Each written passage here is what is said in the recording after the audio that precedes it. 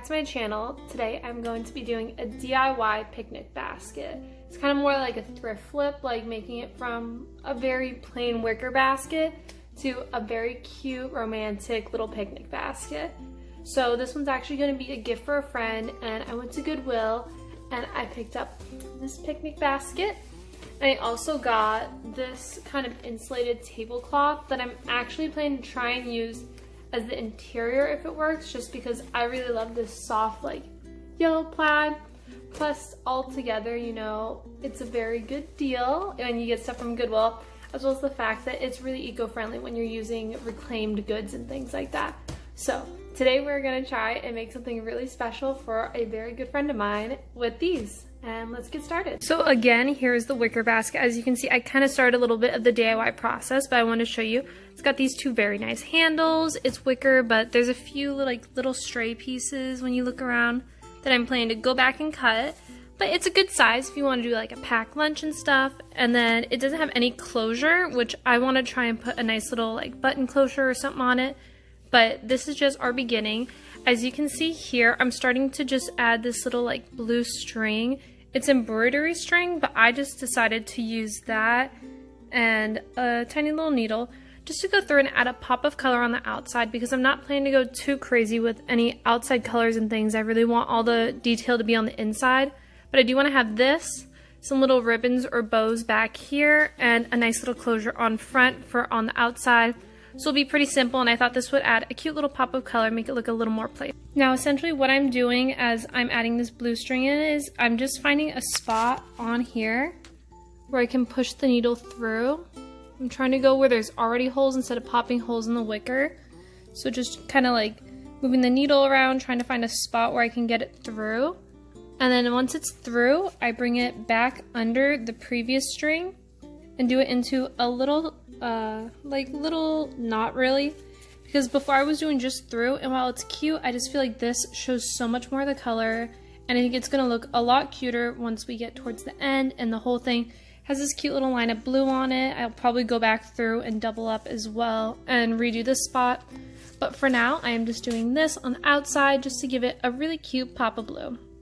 So as you can see, I now have the needle through. I pulled it through with the string.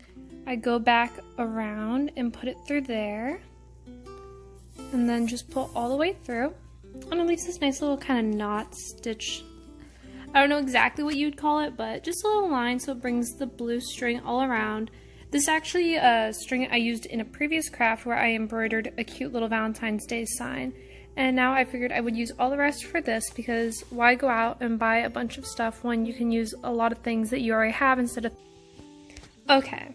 So this is the finished product from that step. I just did some blue all the way around. I felt like it was just a fun pop of color. Like, my friend is just such a vibrant, exciting person, and it needed more color. After that, I sewed on this little button. It was literally just a button that came with some clothes, but I kidnapped it. I also put on this elastic. I know it's not the most like beautiful decorative, but the bag, since it's like kind of older, doesn't close all the way. I thought just like a loose thing would help hold it. After that, I then took some newspaper and I unfolded it. Actually, the top one's right here. I unfolded it to trace the inside sizing.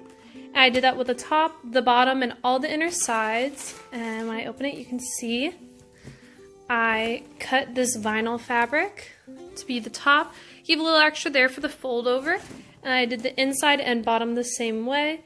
And now today I just went and bought a hot glue gun that does hotter and cold, so I can do hot to attach things to the wicker, and then some cold to attach this and those together so I'm not melting the plastic.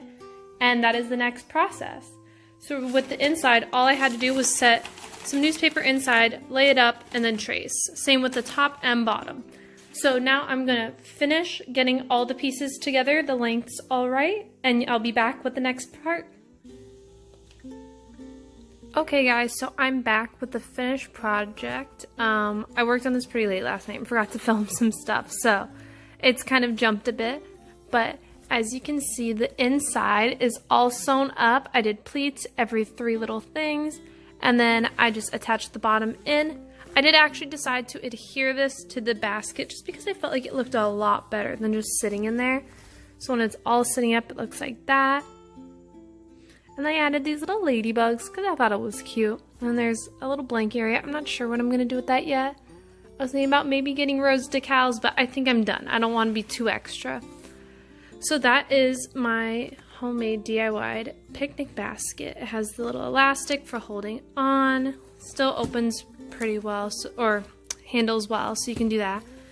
But yeah, this took about 3 days. A lot of hot glue, but it was really fun and worth it. As you can see, I adhered some glue around here just to give it a nice folded looking edge all around the top. And then inside is just the matting. And then as you can see, I did some overlap with a seal here and a seal there, just because I felt like it would actually be a little more waterproof and such that way. So that is the end of my little picnic basket DIY. There you go.